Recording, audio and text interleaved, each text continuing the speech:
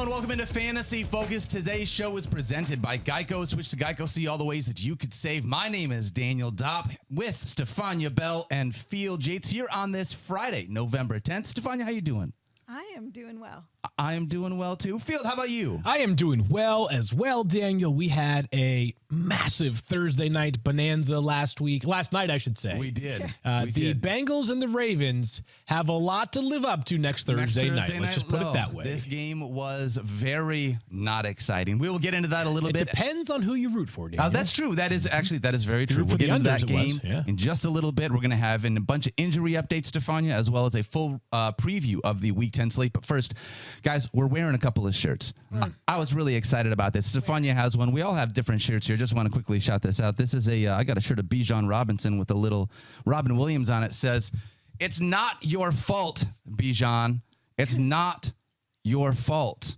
Field has one too. That's Drake strange London. because I have a Drake London shirt, and it also says, "It's not your fault." It's not your fault, Drake. And for those that are wondering, like, is this Supreme? Is this like one of those trendiest brands around? Stephania has it as well, so you know it's got to be a trendy brand, right? Oh yeah. It's is that Kyle everyone's Pitts? favorite missing player, Kyle Pitts. Ooh, Kyle Pitts. And what does it say on your shirt? It's not your fault. It's not your fault. It's not your fault. Thank you so Kyle much, Pitts. Robin Williams, for making sure that we know it is not any of these Falcons players' fault. Shout out to Good Will Hunting. Such a fun movie, by the way. All-time great movie. How do you not feel this way about these Falcons? We'll dive into them a little bit later when we talk about rankings, but I thought this would be a fun thing to Hold be on, able very to do. quickly, though. This is not Supreme, for those that are wondering. You cannot go drop 420, not Gavinci or Gucci or whatever these Nope. Did you various, just say Givenchy? whatever. I don't know what that is either. Givenchy? Oh, whatever. Wow, I was Givenchy, way off. Gucci, whatever. This is Daniel Dopp Express. Yeah, just making these at home. Rosie Dopp made these at home. So if you're looking for an awesome T-shirt, dial them up by calling the voicemail line on the Squirrel Report. On the Squirrel And you Report. can request a You're T-shirt. gonna get That's right. now. We're gonna get a bunch of those. That'll be a lot of Comfortable, fun. too. I'm Makes gonna my put arms look kind of big, which is Givenchy. That's next to me. Givenchy. Move on to the Whatever. injuries. Cartier. Is that another one you like? Cartier. I thought it was Cartier. It is. Okay, never mind. is. All right, we're gonna move Now on. I'm Jump the plugged. shark, Some right? injuries. Let's go. Let's do it. All right. Week 10 injuries. Stephania, you're going to help set us up. We're going to start with the Bengals because we got a pair of superstar wide receivers. What can you tell us about Jamar Chase and T. Higgins for Week 10? Yeah, Jamar Chase, if you saw it, you know how he landed on his back, and it just looked like it hurt. Like you felt the pain through the television set. He did not practice on Wednesday. Now, he did come back and do a little bit on Thursday. It's a contusion. Luckily, no major structural damage, but very, very painful. And the question is just, can he be out there? I think it will go up to the game time, potentially a game time decision, but he's aiming to get back. Said he's been doing hyperbaric oxygen treatment. That sounds fancy, but just, oxygen promotes healing. So Sure. I think he's making the point. He's doing everything he can to get out there. T. Higgins, limited Wednesday, did not practice Thursday. When you see limited followed by did not practice, it always makes you wonder, did they do something in practice? Sounds like that was the case for T. Higgins now with a hamstring issue. These are not fun with wide receivers. We talk about this all the time. Here's the thing. He had not been doing great. Like he finally came back in week 9 and had a T. Higgins-like game after the rib issue that had compromised him for a bit. Now the hamstring, you see he played 55 snaps. You see that high jump in utilization. Maybe not a surprise that a couple days later he ends up with a hamstring issue. So I'd be a little more concerned about his status. In the event that both are out, obviously we know Tyler Boyd will see a big tick in targets. Trent Irwin will see some work as well. And keep in mind this name, Andre Yoshivas from the school that Princeton. Stephania Bell built. Princeton University caught a touchdown a couple weeks ago, and an interesting, very big-bodied athletic prospect. He's also a And wonderful a human being. deep league dart throw right there. If both are out, but it sounds like Chase has a chance. For what it's worth, Field doesn't know how to say Cartier, but Andre Yoshivas, the fifth-string wide receiver from the Bengals, you got that one down pat, man. That's That's right. what it's all about. All right, let's talk about some all that Vikings, matters, some really. Vikings players too, Stephania. Just like those two, we got a couple of superstars with Minnesota. Justin Jefferson, potentially wondering if he will be back for us here in Week 10, and what's up with T.J. Hawkinson as well. So Justin Jefferson, everybody waiting on him after the hamstring, went on IR and looking towards his possible return. He did have his practice window opened. He has been out there, but he also made it clear he doesn't want to come back till he's 100%. Really hard to tell if you're 100%, Justin. I hate to tell you this about a hamstring injury. There's no way to really know till you're testing it. That being said, I think they're thinking what we're all thinking now that we've seen what Josh Dobbs can do in Minnesota in the absence of Kirk Cousins, and that you certainly don't want him going back out there and having a setback. So I do think that Justin Jefferson is a little longer before we see him come back. I don't think it's this week. TJ Hawkinson with a rib injury, based on both what Coach Kevin O'Connell and Hawkinson have said, I do expect him to play. And it's good to hear for you, Daniel. And it's not just that, too. Yes, that is good to hear. That's very accurate. I mean, really, I should just be asking you. Yes, What's it's your true. status? That's true. I don't know why I'm going Breathing through okay? these. Yeah, everything feels good, so I'm no problem. We'll be starting TJ Hawkinson this week. Really quickly, too, if we're not going to have Justin Jefferson, it has been at wide receiver Jordan Addison and KJ Osborne. KJ Osborne has been in the concussion protocol. Any chance we will see him, or will we have to go deeper than that within this receiving core? Well, that remains to be seen. TBD. All right, we'll talk about that on Powell, FF Now. a name to keep an eye on for this weekend as well. There are going to be some interesting dart throws this weekend. I can tell you that much. Not Long excited shots, about can't wait that. for it. And with all the notables on bye. Yes, Could be there are worthwhile. plenty of them as well. All right, let's talk about a running back here, Aaron Jones. Yeah, this one's fun. Yeah. So tell me Define about fun, it. Stephania. Fun is seeing Aaron Jones when Matt LaFleur said he's going to be unleashed, seeing it actually Seeing it happen. happen. Seeing that he was unleashed. Aaron Jones, look at his utilization, 20 for 73 and a touchdown on the ground. Also had a few catches. Also, if you look at the number of snaps, he's increased from week 7, 21, week 8, 30, week 9, 39. And it's the snap share, too, with A.J. Dillon only having 10 touches total last week. I think we saw Aaron Jones look like Aaron Jones for the first time since week 1. And you might be wondering, so why is he on the injury report? Well, this is a way of managing a player. You know, we just talked about a situation with T. Higgins where maybe having a high volume after not then puts you at risk. So this is the way the Packers control his activity, protect him. No words of any kind of setback. I think this was management across the week. I expect Aaron Jones to be fine. Not all questionable tags are created equally, is what I just learned. Yes. Yeah, this one we actually feel okay about. Love to see him back. We've been waiting to get Aaron Jones back in our fantasy lineup. Couldn't happen. I hope you started at a better him last time. week. Yeah, absolutely. All right, couple more quick fire ones here, Stephania. The aforementioned Drake London. It's not his fault. It's He's not been playing well. Not his fault. He had a groin injury either, That's and was right. forced out of last week's game. Limited practice this week. Expect him to go. I think, was he upgraded to full yesterday, Drake London? Yes, he was. There you go. Even better. Yeah. Awesome. Even better about that. All right. How about Josh Feels Downs? paid We attention. talked about him earlier in the week with that knee injury, Stephania. Any better with him, or should we plan to go a different Well, direction? here's the thing. There were 2 Colts who didn't travel to Germany. He was not one of them. Yeah. So it's interesting that he went, although he has yet to practice. So That was weird. yeah, it makes me think that door might be ajar for him, but he only played 12 snaps before he went out with aggravation of that knee injury last week. So I would think they'd be a little more hesitant about putting him back in after that happened, but we shall see. Super weird. Yeah, I just feel like even if, like, unless it's a 100%, let's call it like a 75% chance you play, like, do you really get a guy on a 9-hour flight there and back for 3 days? Sometimes it's a way of like, hey, we want him here to rehab with us, or he's an additional piece. He can be used selectively. I mean, there's a lot of factors. I kind of thought he might be ruled out too, but I'm not. Maybe he's questioning always what- wanted to go to Germany, guys, and And maybe that's you know it what? too. Is like maybe he's a really good cheerleader. Too. Yeah, maybe that's what it is. Good in the locker room. Team decided to take him with him. We'll figure out a little bit more about Josh Downs a little later on this weekend.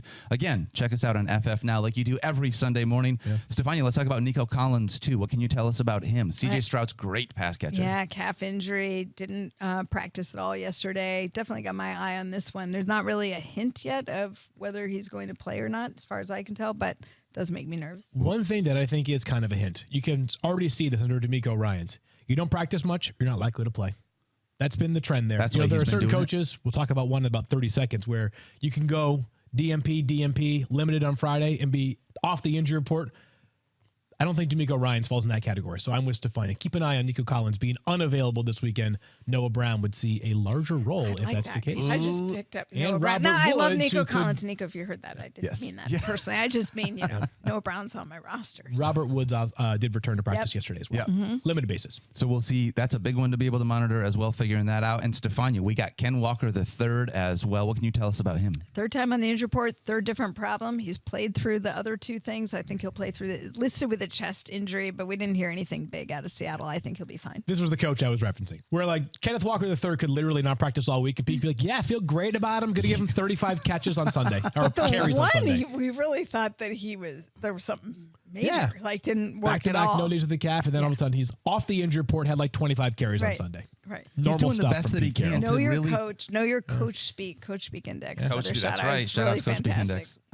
There's another one of those things. Ken Walker III just keeps holding off Zach Charbonnet over and over and over again. This dude has been got to find the end zone, though. He has not found the end zone for 3 straight games here for KW III. Keep an eye out, too. David Montgomery could be returning this week. Yes, very excited about that. We will talk about those Lions running backs in a little bit. Thank you so much, Stephania. Make sure you follow her on the X. Go wear my Kyle Pitts shirt. That's right. At Stephania _ESPN. Go follow her there for all the incredible stuff that she does. Thank you very much, if you do end up shopping at Supreme, use the code BELL for 12% off. 12%. What's your Cartier? But make sure you pronounce it Bell. Oh, I like that. Bella. That sounds more designer. That's a lot better. We'll go, Cartier, Italian. 20% off. Yeah. Yes. Promo code BELL. So then, like the ring you buy will only be $45,000 as opposed to 85,000. Yeah. Thanks, Stephania. All right, Field, let's pay some bills before we talk about a Thursday Night Football recap. Hopefully the bills aren't the size of a Cartier purchase. Oof. Geico says, are you overwhelmed by insurance? Yep. Make it easy. Get all your insurance in one place with Geico. Plus, get 24/7 claim support and on-the-go policy access with the award-winning Geico mobile app. See how easy insurance can be. Do you guys smell that? I mean, Mike did just walk into the studio, so I'm not sure what you're referencing. I think he might have a Dr. Pepper in his pocket. That's the scent of either fresh turf or the freshly cracked Dr. Pepper, which can only mean one thing. It is college football season. So block off your Saturdays and swipe a sweet DP from the mini fridge because there's a new season of high kicks, long throws, and Fansville commercial breaks to carry all the way to the West Coast games. That's right. The fans are back, and this year things are heating up. We're talking more hot takes, more heartbreak, more layers of face paint. Get ready to drink in all the drama this season with the help of the most delicious college football tradition there is, Dr. Pepper, the one fans deserve.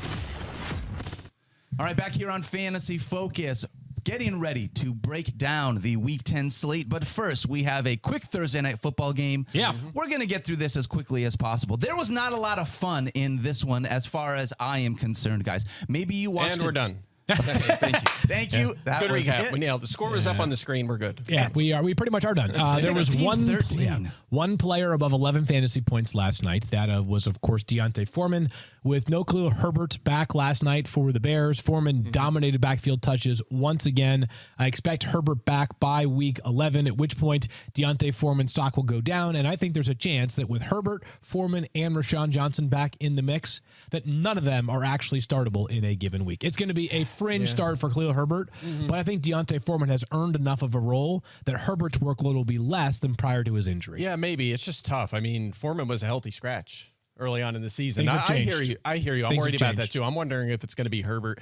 and Foreman as the 1-2 punch, and maybe And then Roshan Johnson's kind of like the odd man kind out. of phase out. We'll see though. I mean, they've used Foreman in the passing game a little bit as well. The snaps were kind of close though because they were utilizing, especially in hurry up situations. Johnson was on the field, but it's going to be an interesting dynamic. But I think Herbert kind of took that 1A job and was starting to separate himself. So maybe it takes a week before he does that again. I'd still have a little bit of optimism that he could at least be a flex option, but I hear you. Added risk now. 4 straight starts for Tyson Bagent in which a wide receiver from the Bears has not scored a touchdown.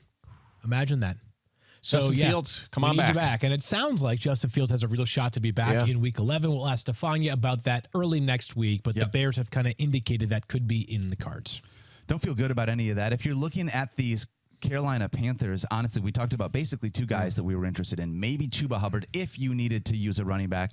And then it was Adam Thielen. Yeah. Adam Thielen, unfortunately, was just disappointing last week, Mike. Or not last week. Yes, last night, Mike. Last week he was again this week, although he did have 10 targets. So he's had the one in terms of last week was a dud in terms of low volume and low production. This one, at least the volume was back.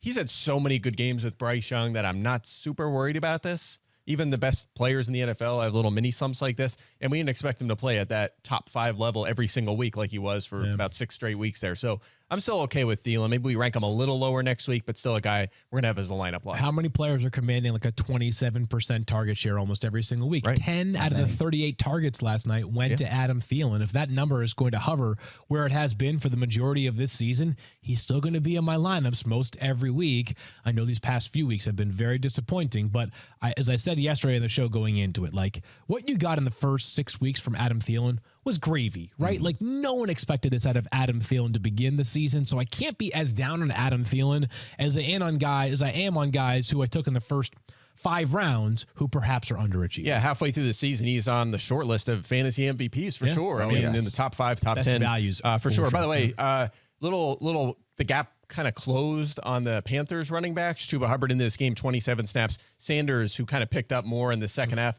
23, but it's only 10 yards and 4 touches for Sanders. It's just not happening there. And by the way, -5 rushing yards for Miles Sanders last night. I will say this, though. The Bears, low-key, dominant against the run. Lowest yards per carry in the NFL. They've been really, really good. So there is that, but still, I'm not going to feel good starting in either of these guys going forward.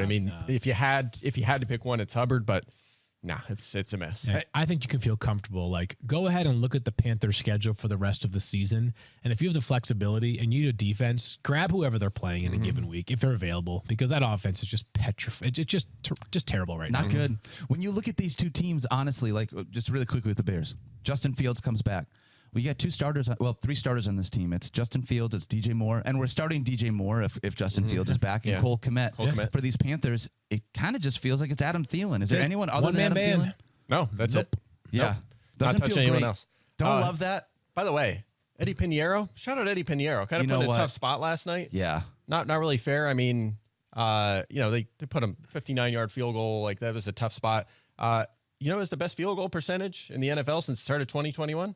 I'm going to go with Eddie Pinheiro. Eddie Pinheiro. Really? Yeah, not Justin Tucker, not anyone else, not Daniel Carson. Carlson. You have a vested interest in Harrison Eddie Butker. Pinheiro. Yeah, shout out to him. I mean, he's a good story. He is a good story. Yeah, moved to the States when he was young and kind of worked his way up, played soccer, and he's really good. He has like kind of an odd style of kicking as well, and he's just so good. And by the way, former 8 of 9 all-time beyond 50 before this game as well. So that's tough. The guy is money in the bank. So Gem Fine by Caroline. I just want to give him a shout out because he was kind of, the game was on the line. They put him in like a really tough spot there with almost a 60-yard field goal. Came up short, but 4th and 10 and almost a 60-yard field goal. The offense didn't give him a lot of help in that scenario. Right, and when you spend some time in your annual schedule on kickers, sometimes you got to share a note. You got to open the book sometimes. Doesn't Mike Reese do that at the end every week? He empties the notebook on the social media. That's what I'm doing. Just dropping some random nuggets. I'm so proud of you for having kicker nuggets. Hey, that's what I'm here for. All the spots. Yeah. All the positions. I've been watching Pat McAfee bring on a bunch of random people try to kick field goals all college football season. How long of a field goal do you think you could actually kick? I don't know, 20 yards maybe. You think maybe 20? Maybe. You think you could do 20? I think I would be one of them guys that hit someone in the face and right over here. Yeah. It's the Madden meme that always comes up on Twitter.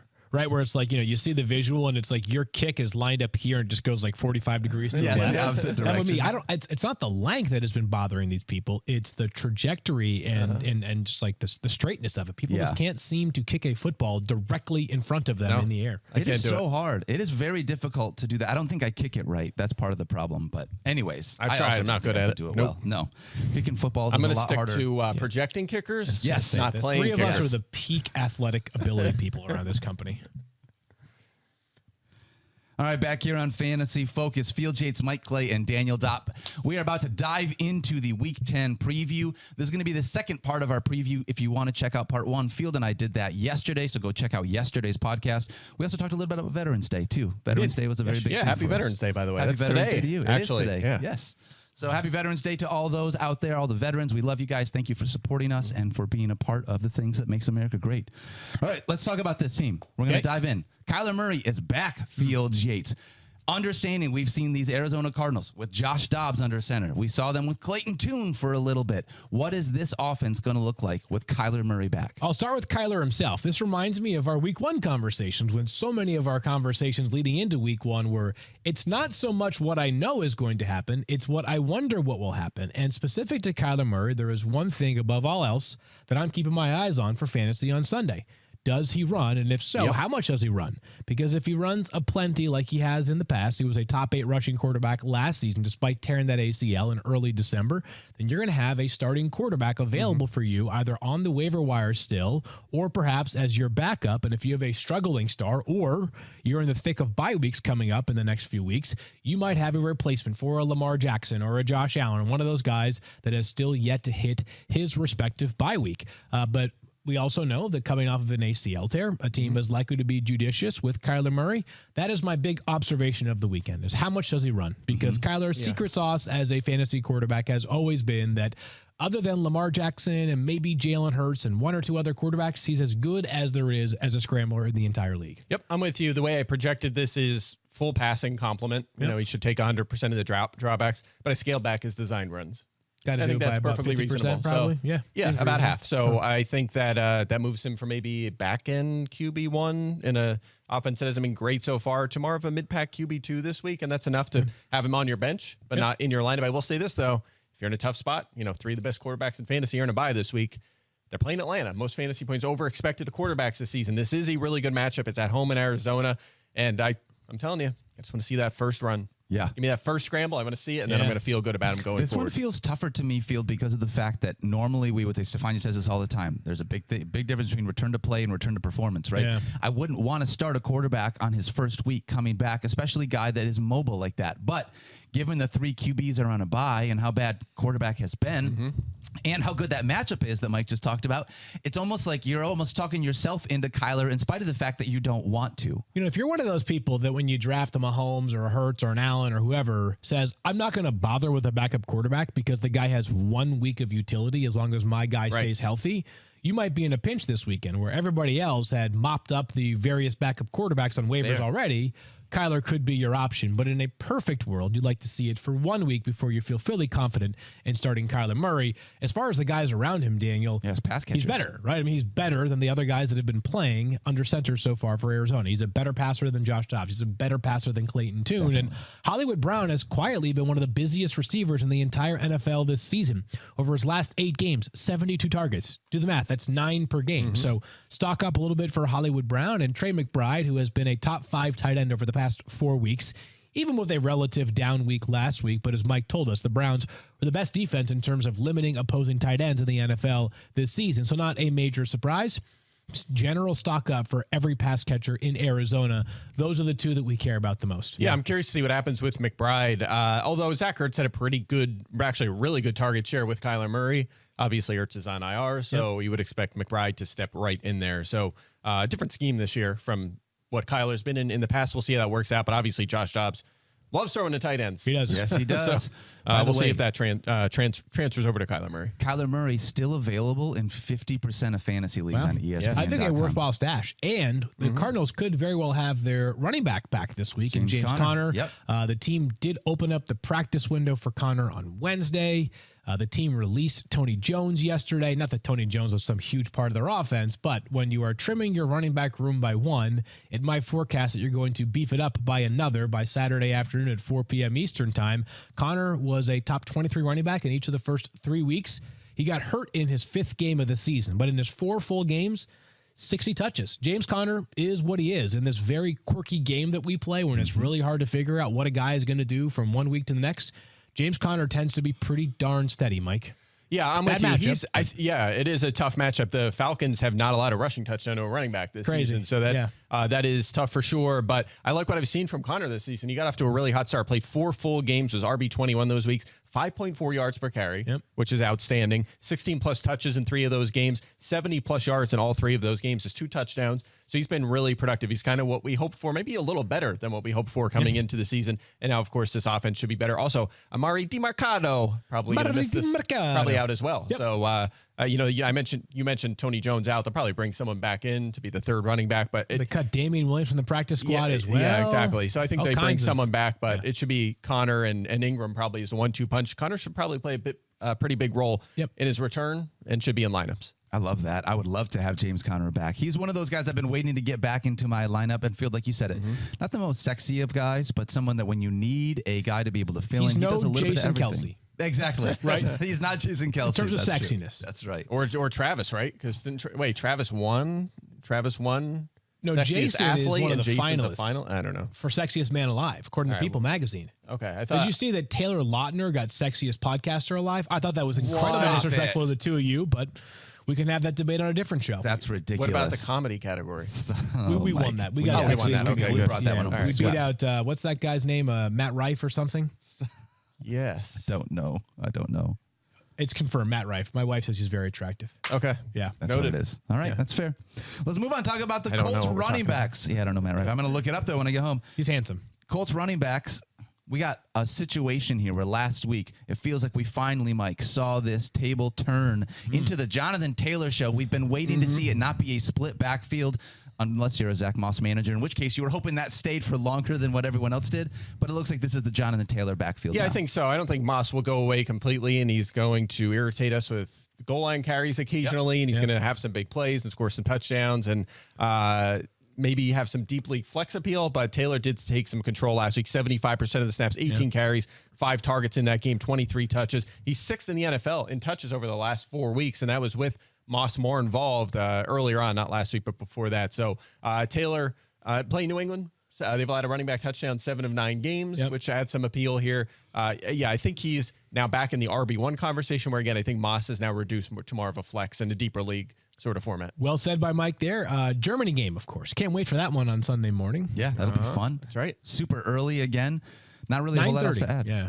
Yeah, I mean, that's it. What it is, right? He's RB4 for me. RB5 for me is Jonathan Taylor. The Patriots allow the second fewest yards per carry this season. So perhaps if Jonathan Taylor gets the job done on Sunday, it'll be either because he pays off with a touchdown or he finds, 5 targets once again. But a lot of volume. I feel very comfortable with Jonathan Taylor. Such a running back friendly, fast-paced so. running back friendly offense. Yeah. But the last couple of weeks, we felt like Zach Moss was at least worthy of like a low-end flex play. It feels like this week we're out on him being that, given how we've seen this workload change. I'm at 31, but I'm at so. 31, but he's one of them guys. You're just like, you know what? If he scored twice, I wouldn't be shocked. No, this of course is just not. offense is so nice so generous to running backs. He's not the worst dart throw if you're in a tough spot there. All right, let's talk about the return of David Montgomery within these Detroit Lions. Do you think, Field, with David Montgomery and Jahmyr Gibbs now sharing this backfield, we've seen Montgomery run it, we've seen Gibbs run it, how's it going to look with both of these guys in the fold? A remix from what we talked about on Wednesday, but we feel confident. I feel confident. I think you guys agree with this confidence that when the two of them play, David Montgomery still has fantasy value. He's my RB16 for this week.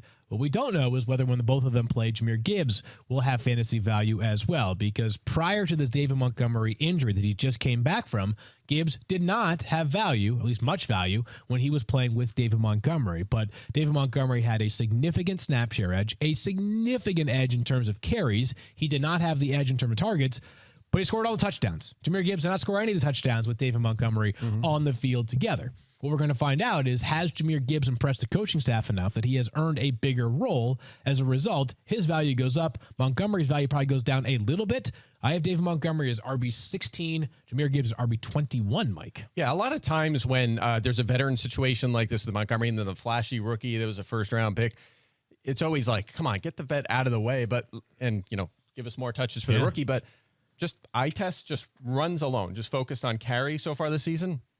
I'd say Montgomery passes that eye test. He looks good. He looks superior, frankly. I think he's looked awesome, way better than. I mean, we always known he's like a really good back. He had a slow start to his career, but super efficient in college, and that is converted over to the NFL. But I think he has kind of earned that job. He earned it in camp, and he's gotten the look. So I'm with you. I think Montgomery is going to come back now with fresh legs, healthy, and is going to take back that job. Gibbs will still be fantasy relevant, but it's going to be somewhat game script dependent. If they're trailing, he's going to have more value. If they're behind, it might not be as great. I see it a little bit more optimistically for Jahmyr Gibbs, but we're all in the same range. You guys have Gibbs as a flex play this week. It's so odd that you like a Lions player more than Mike and I do. That's tough. What's gotten into you? I'll tell you what, the eye test has gotten into me with Jahmyr Gibbs. He looks sweet. Yeah, I think there is a confidence that he has that he didn't have the first couple of the weeks of the season. And I think him being able, these last 2 weeks, being able to be the guy, break a couple of those big runs, get in the end zone. We were waiting for that to happen. I think we're going to see a different Jahmyr Gibbs with different level of confidence. These two running backs, I think, are going to be very fun. I actually have Jahmyr Gibbs as a top 20 running back this week. It looks like you guys both have him outside the top 20. You guys want to board bet me? Sure do. You want to do a little board bet on this? Yeah, let's do it. Yeah. All right. I'll make this fast. I say Jahmyr Gibbs is not a top 20 running back in week 10. What he said. I say Jahmyr Gibbs is a top 20 running back in week 10. Put it on the board. So I have a little bit of a short-term memory thing going on right now, but how did those board bets go last week? Yeah, it was. I don't remember. No one knows. No one tracks them, so there's no way to know. Yeah. That's I'll have to go check the tape. Oh yeah, that's not a bad idea. Check that tape. Not a bad idea. You guys, you know what though? Because here's what I'll do to be generous. because I let you guys have T. Higgins. I let you guys have Gabe Davis over T. Higgins last week. I'll give you T. Higgins over Gabe Davis this week. I think we're at time to move on to the next segment, I think. See what he did there. Comedy he's guy. on a bye week. He's got jokes. No, T. Higgins on a bye. What? Gabe Davis? He's out. He's nobody's going to be out. He's out. I meant not on a Yeah, bye. Yeah, see, I don't know what I'm talking about. Not going to be there. It might be a comedy podcast. It doesn't mean we're accurate. Like, we don't. Doesn't mean we know what we're saying. I just say words sometimes. You know. Sometimes that's what we do here. Eventually, you get to the end. Yeah. All right, back here on Fantasy Focus, Field Yates, Mike Clay, and Daniel Dopp making our way through our Week 10 preview part 2. Field, what Browns do you think that we can start against this Baltimore Ravens defense? Who do you feel confidence in? Confidence. I feel confidence in David Njoku because there aren't that many good tight ends in fantasy. Okay, that's a fair one. Otherwise, I do not feel confident in any of them. And here are the reasons why. Deshaun Watson faces a Baltimore Ravens defense that has allowed a total of 99 fantasy points for the entire season. CJ Stroud had about 42% of that last week. Okay, so some perspective there. Should we talk about that a little bit? About their schedule? The Ravens schedule? I posted about this on social. Did you see that? Going forward or from up to this point? Both. Really quick. The Ravens haven't played a good quarterback in 2 years. It's absurd. Right. It makes no sense how they have not. I mean, I get it. They played Joe Burrow early in the season when he was hurt. Week 2 when he was hurt. Yeah. They have not played a good quarterback in like 3 years. It makes no sense to me. So really quick, let me take this. It'll take like 15 seconds. So far, they faced C.J. Stroud in his debut in the NFL. Then Burrow not hurt. Minshew, Thompson Robinson, Kenny Pickett, Tannehill, and Malik Willis. That was a game Tannehill left. Jared Goff, Josh Dobbs, Geno Smith. Going forward, starting this week, Deshaun Watson, Joe Burrow, healthy now, Justin Herbert, Matt Stafford, Trevor Lawrence, Brock Purdy, Tua, and Kenny Pickett to finish the season. Way different. Remember last year when they were like hanging on by a thread? It was like, and they're so impressive. I'm not trying to take away, but it makes no sense to me. When I watch the Jets play freaking Hall of Famers every single week, and the Ravens are playing like the ghost of whatever, like, I don't even know. Like, name an old school quarterback from the AFC North. Yeah, sure. Wow. That sounds good. That's not the North, but yeah. Okay, anyway, close enough. Yes. Anyways, I digress.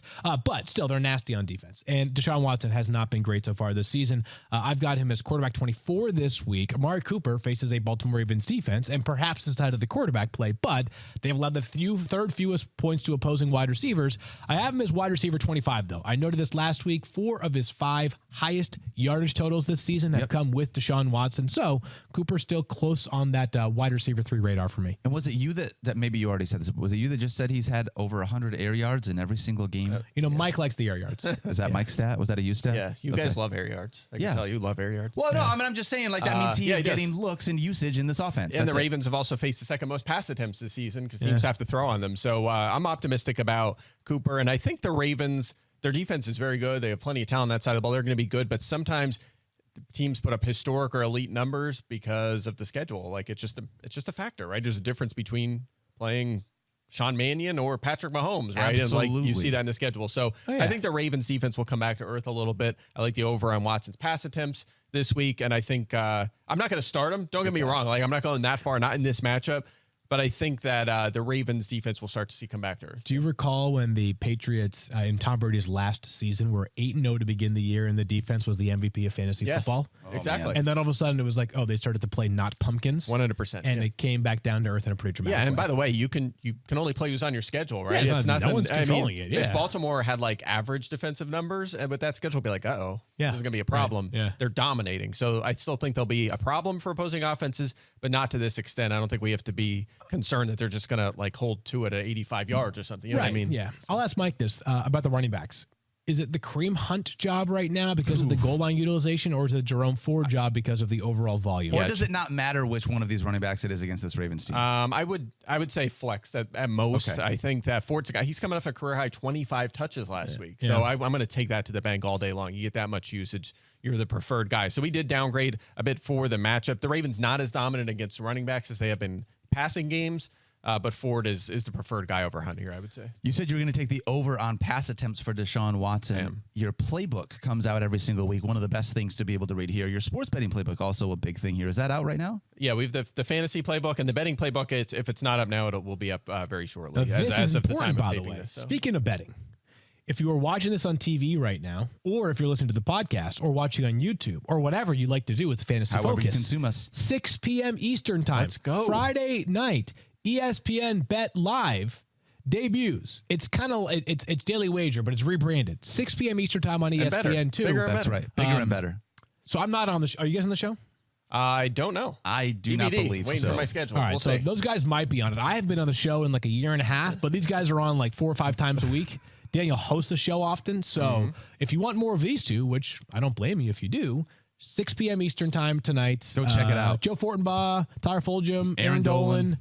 I'm sure a bunch of I'll other bet people. Anita Marks is going to be Anita there. Marks. Oh, yeah. From home. Yeah, everybody's in town. They're going to be in studio. Okay, Oh, not from wow. home. Yeah, Tyler Fulgham flew in from Triple G. That's They do that so live, right? good. Yeah, they do that live. Yeah, totally. Yes, Yeah. they do that. Yeah, I have Absolutely to do that give live. him a hard time. Maybe when do I get to talk to him? Sunday? Yeah. Probably Sunday. Yeah. Bologna In sandwiches. That's it. All right, let's move ahead. Let's talk about Save the that other for side Sunday. of this game. We talked about the running backs. You asked Field. You asked Mike about this. Mike, I'm going to ask you now.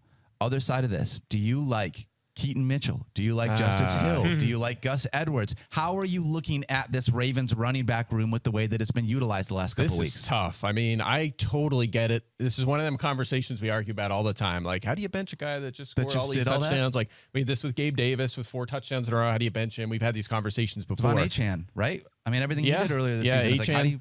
Edwards last week played 14 snaps. You don't start guys in fantasy, especially Correct. running backs who play 14 snaps. So could it bounce back and he plays 55% of the snaps this week? Absolutely, it's possible. But I'm definitely nervous, which is why I have him ranked 23rd. I know you guys are right on as well at 23rd. So tons of touchdowns, 3 straight top 10 fantasy weeks. I get the appeal. There is some flex appeal here, to use the same word. As for the other guys, I think I would stay away. Justice Hill hasn't been too productive in fantasy since the 2 touchdown game in week 1. And Keaton Mitchell, same kind of thing.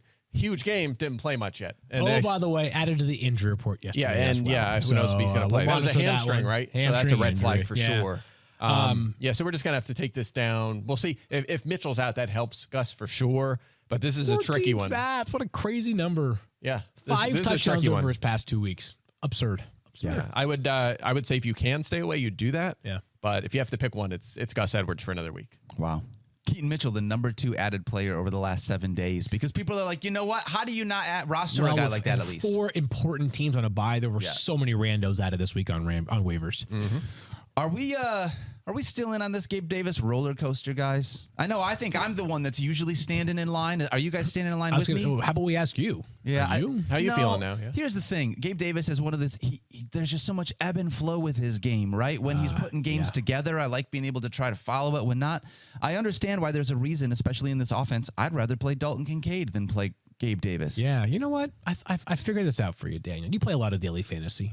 Just leave Gabe Davis in your daily DFS fantasy lineup. Your tournament considerations. lineup. Yeah, That's right. just worry about him there. Don't worry about him in season-long fantasy. Because over the past 3 weeks, here's the good news. He has 10 catches, 3.33333 per game. Yeah. Unfortunately, 9 of those came in one of those 3 games. Well, that sucks. So, you can choose which part of the experience you want to be a part of.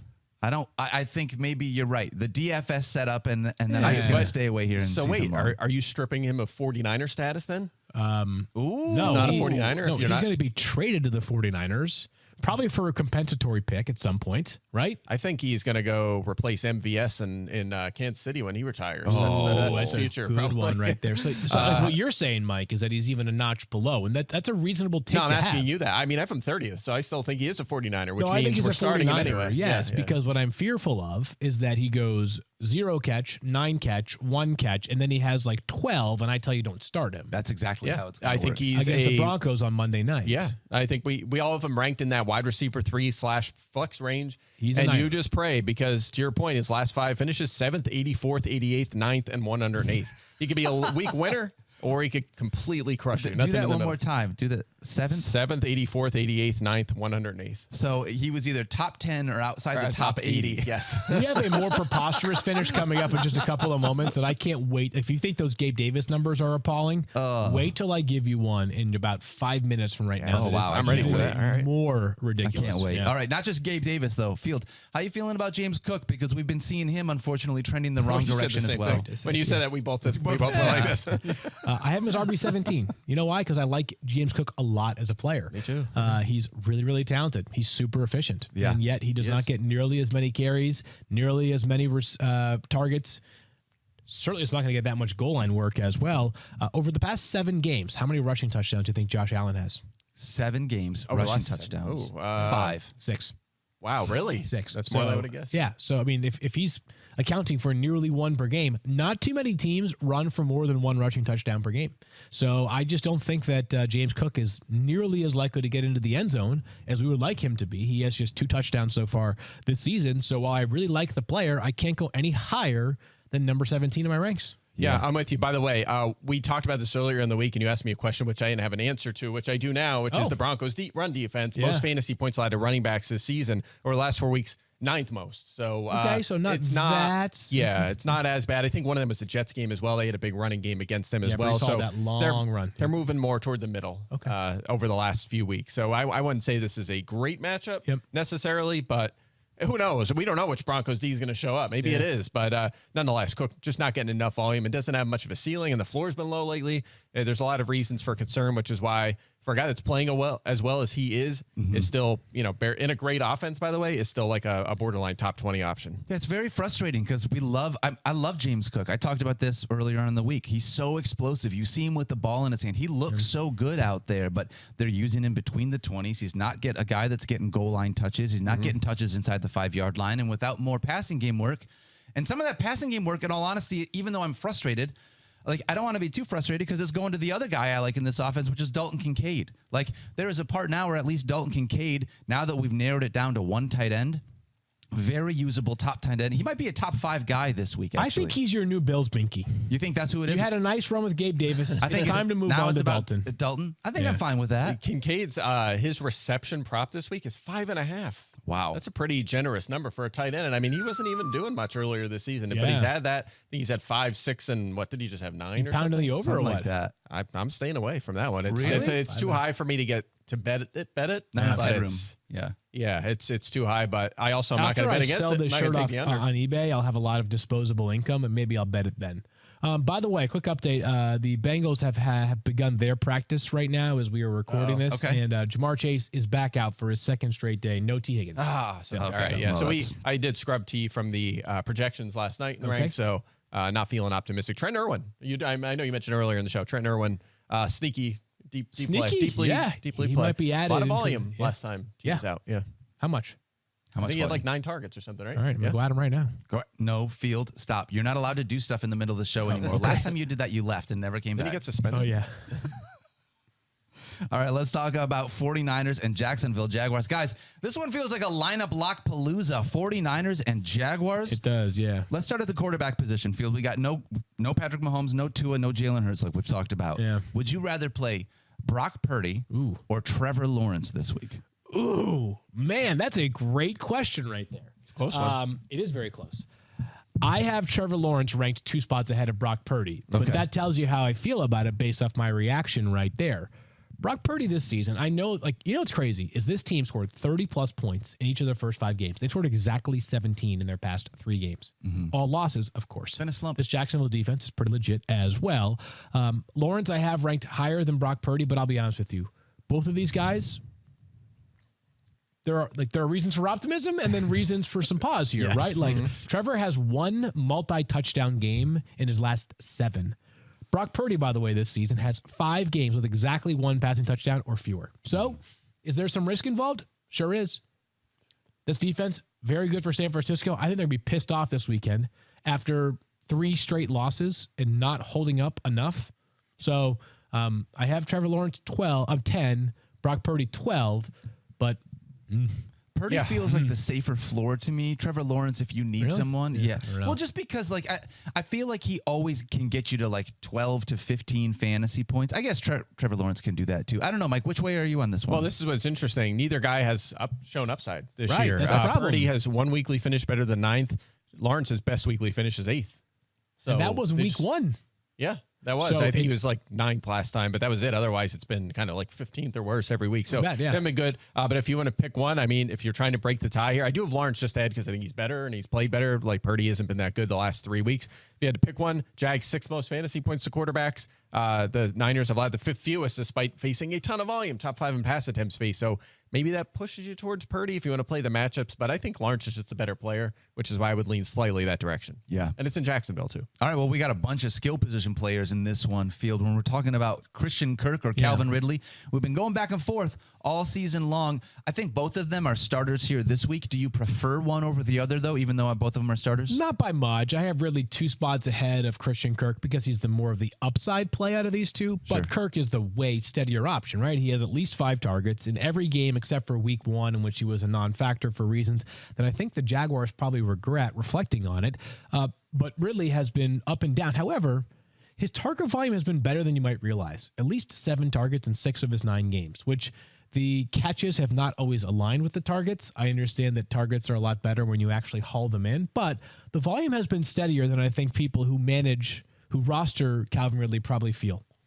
Yeah, I hear you. I just wanted to kind of talk matchups here because, believe it or not, the 49ers have allowed the 3rd most fantasy points to receivers. A lot of that is volume, but it's also efficiency. 7th most over expected. So 5th fewest to quarterbacks and what? Lots to receivers. And so lots shut to down other receivers. positions. Yeah. So no 50, running quarterbacks probably they've played.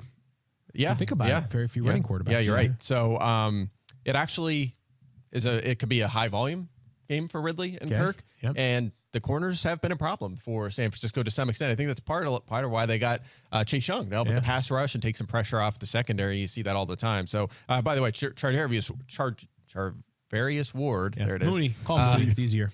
It's his nickname. Mooney. Oh, okay. Well, anyway, Mooney? he is good. He is their top corner. He does not shadow. So you don't have to worry about him locking on Ridley or anything like that. But his nickname is Mooney, and he doesn't shadow? I feel like there's like a moon joke there somewhere. No, guys? Well, no? if he does shadow, we'll work that in. We'll figure it out. Yeah, we'll see what we can do. All right. We're going to workshop that. We'll get back to you. What about the other side, the 49ers? You know how much I love Brandon Ayuk, guys. Both Brandon Ayuk and Deebo Samuel usable here this week field against these Jaguars? All right, so both of them are actually inside all of our top 10. And yet, this one's about not what they've done so far, but what they can do, right? So I actually wanted to sort of like get people inside of our brains when we're doing our rankings here. Our rankings, obviously rankings, no matter who you're following, are going to be imperfect, right? Nobody can predict the future that accurately. The rankings are in some ways, though, not just like, look at it like this. The person that I have ranked 7th is like the player that I think is 7th most likely to have the highest outcome of all wide receivers, right? So like guys with lower ceilings, even if they have a higher floor, are going to end up dropping a little bit in the rankings because Deebo Samuel at wide receiver 8, you're like, how the heck can you have that guy? He has been a top 100 receiver or worse in 2 of his past 3 games. He has barely been targeted over the past 3 games. He was running the football a little bit more, but they have basically made him a non-factor in the passing game. My feeling would be this. He's finally healthy, right? He's coming out of the bye. He's healthy. If you're the 49ers and you scored exactly 17 points in each of your last 3 games, and you're saying to yourself, what are we going to do to get back on track? Wouldn't one of the answers be give it to the guy who 2 years ago was the number 1 wide receiver in all fantasy? That's my bet the 49ers are going to make on Sunday. Get the ball to Deebo Samuel. Get the ball to Brandon Ayuk. Both of those guys are top 10 wide receivers as a result of that. Is there risk? Of course there is. They play for the 49ers, the team that we have nicknamed every player that falls in the same category for. But gotta start them. Yeah. They're both superstar talents, and those guys, I think, should be extremely motivated to be utilized a ton coming out of the bye with 3 straight losses. Yep. How about this too? The Jags have allowed the most fantasy points to the perimeter this season. That's where Deebo lines most of the time, 70% of the time. Brandon Ayuk is almost 80% of the time. Going to be outside. They have decent personnel out there, but they just cannot. It's a lot of volume, inefficient production. Yeah. It's a great matchup for them as well. Yep. So I'm with you. Set him and forget him. The ball. I'm so excited about this game because it's like the opposite of the Thursday night football game we were looking at because you're basically able to start both quarterbacks if you think about it. You're definitely starting CMC and Travis Etienne. You're starting Kirk and Ridley and Ayuk and Deebo, and you're starting both tight ends and George Kittle and Evan Engram. There's basically everyone from these starting lineups you're putting in your fantasy lineup here in week 10, which is great. The funny thing is, we're starting all the skill guys, and the only thing that's a question is the quarterback. Yeah. Yes, right. They're the guys on the fence. But, All right, let's move ahead and talk about Rachaad White. He has become one of the most solid fantasy running backs. Mike, do you think that he is a lineup lock? What do you think, boss man? I mean, I have to say yes, right? Or it'll be in my mentions. I think so. He might be DMs. anyways. Yeah. Might be in there. A little bit of scar tissue there. Did you see that performance? Number 1 number one scorer in fantasy last week. He looked pretty good. See that? Pretty good. I did see that. Yeah, he has been solid. By the way, I take credit in full for this. Yes, you should. Motivate him, put that chip on his shoulder.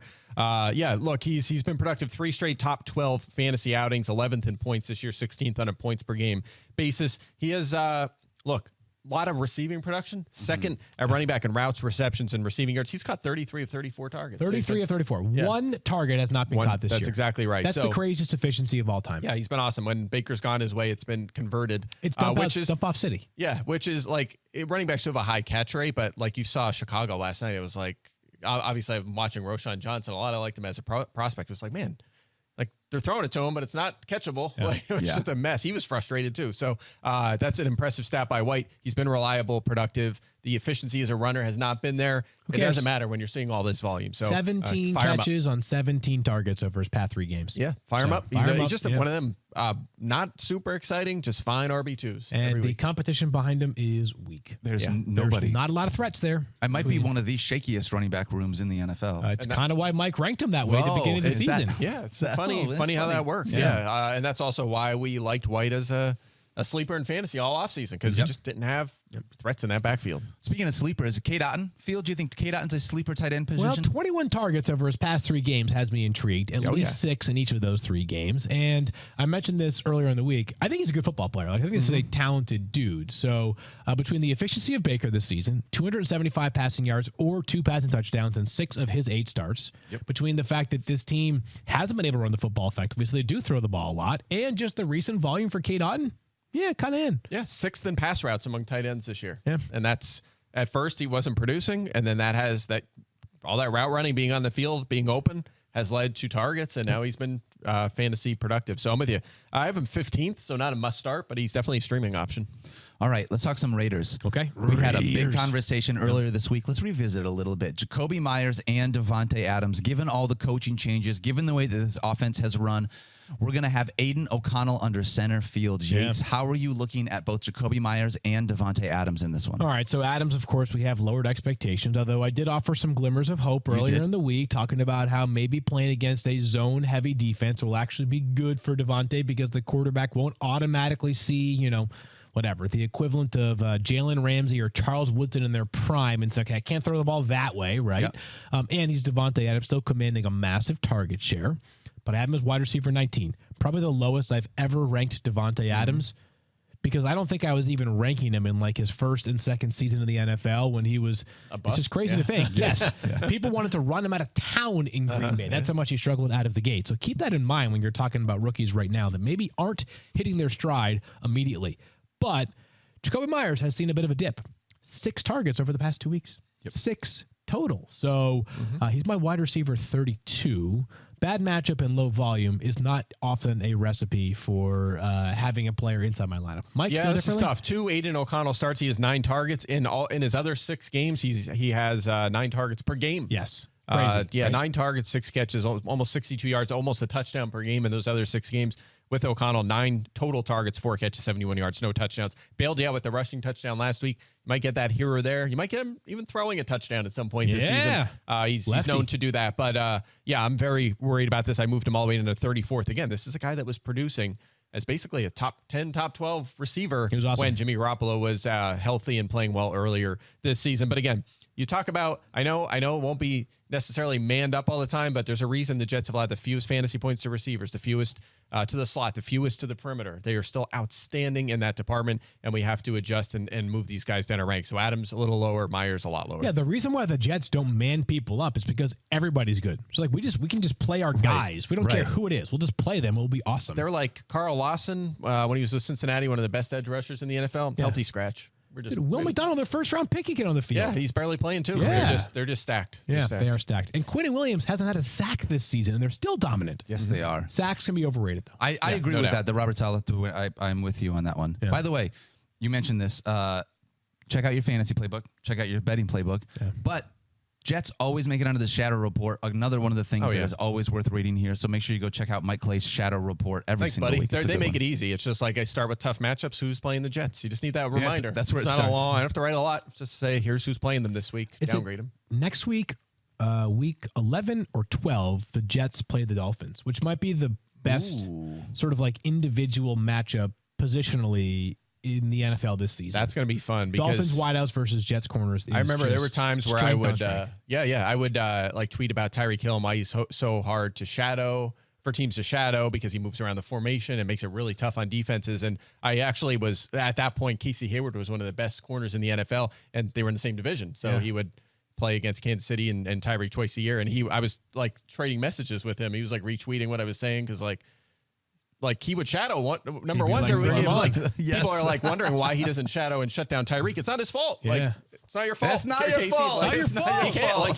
Tyreek's in the backfield and he's in the slot. Like, it doesn't work. It just, I don't know why more teams don't do that. Like Devontae Adams, put him in the slot more this week. I'm with you. We've seen Dallas do that with CeeDee Lamb when they play Philly. Like we've seems to work out pretty well, huh? Yeah. They just, they're the best offensive schemers in the NFL, like in the world in the NFL. But sometimes you're just like, this, other teams are doing it. Why aren't they tweaking things a little bit and trying to maximize your top player? So we'll see.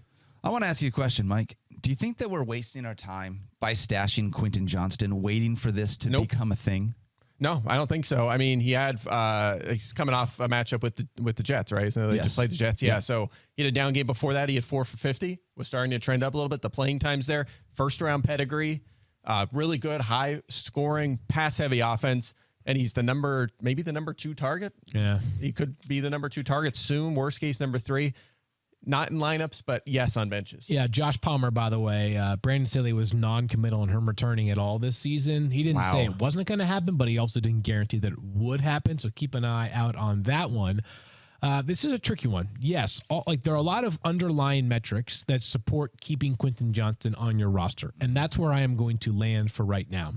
The big thing that Quinton Johnson needs to show right now is that first-round pedigree was deserved. Right? Yes. He's not showing or playing like a first-round pick. It is very early, and I just highlighted how Devontae Adams was basically, the guy could not have been driven to the airport faster in the minds of some after 2 seasons or almost 2 seasons in the NFL. So things do change, but it's got to happen in a jiffy here for Quinton Johnson, because they really need him. I mean, they legitimately need a second pass catcher amongst the wide receivers in that offense. They are thinned out in a major way. I'll tell you what, if we come in here on, say, Monday or maybe even the next Monday and we say, it was Keenan Allen as usual, and then Jalen Guyton out-snapped Quentin Johnson, that's when you could cut him loose. That means that's a problem. Yeah. It's not happening this year. But I don't think that's going to happen. I think maybe better days ahead. Yeah. Feeling better about it. For now, at least worth a bench spot. Yep. 5-6 bench spots. He should be sitting there. All right. We're going to come back in just one second with our starts of the week. But first, a quick note from our friends over at USAA.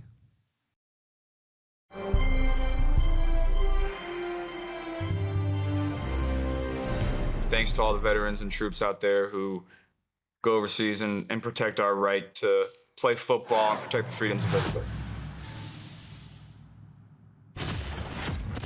All right, back here on Fantasy Focus, Field Yates, Mike Clay, Daniel Dopp, closing out our Week 10 preview. We are at the starts of the week segment. Field Yates, why don't you go first? For some reason, I feel compelled to rip the microphone out of the stand when it's time for starts of the week.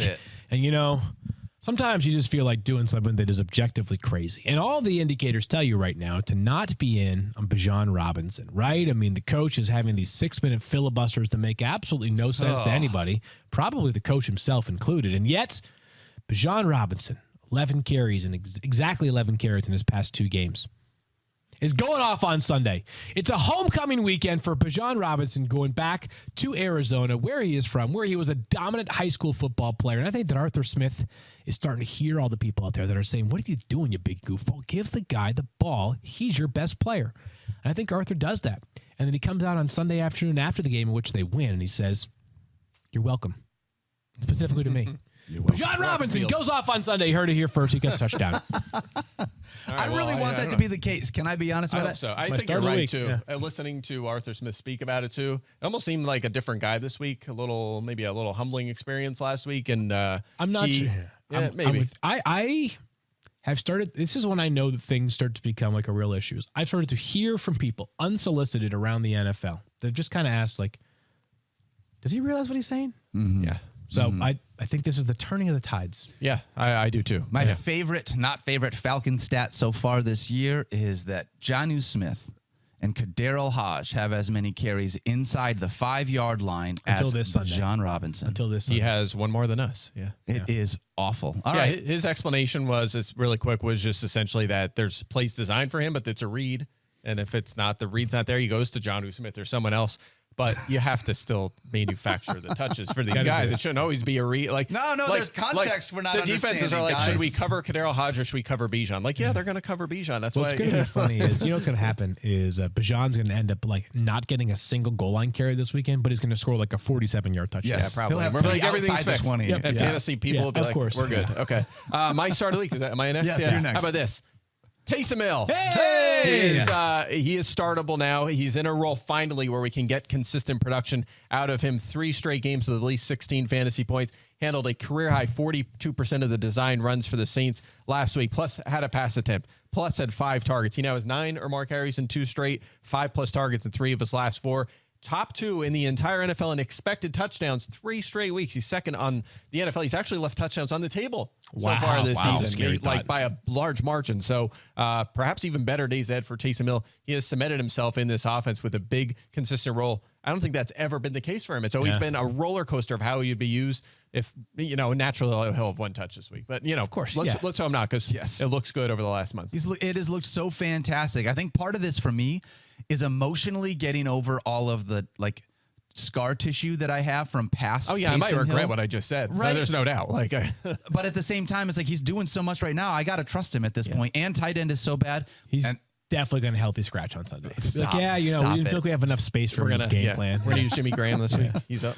All right, my start of the week, not the other side, but another tight end just like Mike. I'm talking Jake Ferguson here. Jake Ferguson has looked good. One of the things that you're talking about, tight end is just really weak. No Travis Kelce. Darren Waller on IR. Dallas Goedert is out. Cole Kmet played on Thursday. So we're looking for other guys to put inside our top 10. Jake Ferguson, a top 2 tight end over the last 2 weeks, which coincides with Dak Prescott becoming a better passer within this game. The Giants, they have not really played a real tight end since week 3 when they took on George Kittle. So I like him here this week. He's at an 18% target share over the last 2 weeks. I'm all in on Jake Ferguson as a top 10 tight end for you to use here in week 10. Yeah, there you go. I just realized you have Bijan on your shirt, don't you? No, he's got Drake I got London. Drake London. Oh, you have London. Oh, Yeah. okay. He's got Drake London. He's got Bijan. You Yeah. have Bijan. All right. I got Kyle Pitts. Yep. All right. Well done by Daniel Dopp and Rosie Dopp. That was very fun. What's the name of your clothing favorite apparel shirt? company? Oh, that's a great question. I should think of You something. can keep this going. You can do this Dop for all threads. kinds of things. I was thinking about it. I'm going to be very honest. I almost yesterday, we were trying to do a thing. You know how they do the Kirk Cousins shirts?